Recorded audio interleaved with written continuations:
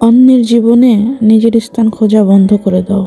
নিজের জীবনে নিজেকে আরো উঁচুতে নিয়ে যাও। সময় হচ্ছে ধারালো ছুরির মতন।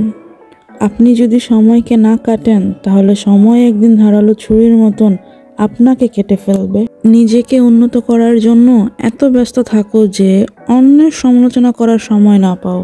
জীবন কারোর জন্য থেমে থাকে না, যেমন সময় আর স্রোত কারোর জন্য অপেক্ষা করে না। স্বপ্ন পূরণই জীবনের প্রধান লক্ষ্য নয়, তাই বলে স্বপ্নকে ত্যাগ করে নয়, বরং তাকে সঙ্গে নিয়ে চলা ভালো।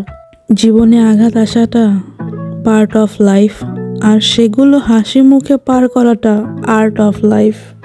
আপনি যতই ব্যক্তিত্ব সম্পন্ন মানুষই হন না কেন, যতক্ষণ আপনার মন ভালো না থাকছে নিজেকে ফুটিয়ে তুলতে, ততক্ষণ আপনি পারবেন না। করতে গেলে বাইরে থেকে করা যায়, কিন্তু বিচার করতে গেলে ভিতরে প্রবেশ করতে হয়। জীবনে হার মেনে নেওয়া আমাদের জীবনে সবচেয়ে বড় দুর্বলতা। সফল হওয়ার সবচেয়ে ভালো উপায় হলো প্রতিবার হার মানার পূর্বে আরেকবার চেষ্টা করা। বইয়ের পাতা মানুষকে যা শিক্ষা দেয়, জীবনের পাতা তার থেকে অনেক বেশি কিছু শিখিয়ে যায়। জীবনের চাহিদা যার যত কম, তার জীবনে সুখী হওয়ার সম্ভাবনা ঠিক ততটাই বেশি। আপনার বর্তমান সময়কে কাজে লাগান, একদিন সময় আপনাকে মূল্যায়ন করবে। স্বপ্ন তাকে নিয়েই দেখা উচিত যে স্বপ্ন শুধু দেখাবে না, স্বপ্নগুলো বাস্তব করতে সাহায্যও করবে।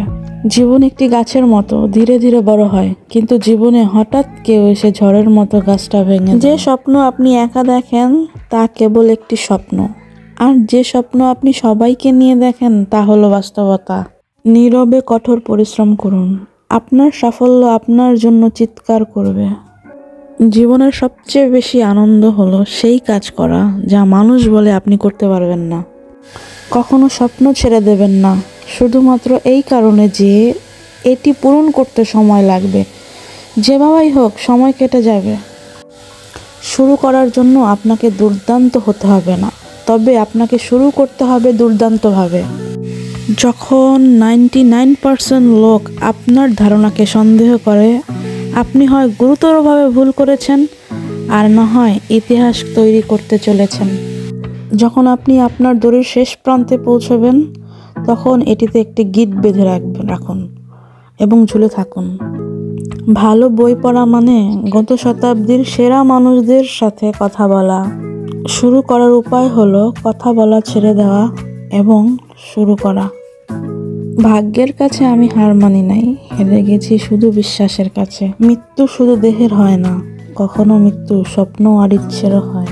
যখন ছোট ছিলাম সব ভুলে যেতাম, সবাই বলতো মনে রাখতে শেখো, আর এখন বড় হলাম কিছুই ভুলি না। দুনিয়া এখন বলছে ভুলে যেতে শেখো। জীবনটা খুবই ছন্দহীন হয়ে যেত যদি জীবনে কোনো হাসি ঠাট্টা না থাকতো। জীবন ক্ষণস্থায়ী, কাজেই উপার্জনের পাশাপাশি তা ভোগ করে যাওয়া উচিত। ইতিহাস লেখার জন্য কলম নয়, সাহসের দরকার হয়। আকাশ মাঝে মাঝে অন্ধকারে আচ্ছন্ন হয়ে যায় শুধুমাত্র তারাগুলোকে দেখানোর জন্য। আকাশ আমাদের চোখের প্রতিদিনের খাবার স্বরূপ। আমার সীমা অনেক কম, আপনারটাও তাই, তবে আকাশের কোনো সীমা নেই। সব থেকে কঠিনতম একাকিত্ব হলো নিজেকে নিজের ভালো না লাগা। নিজেকে ভালো করে জানার জন্য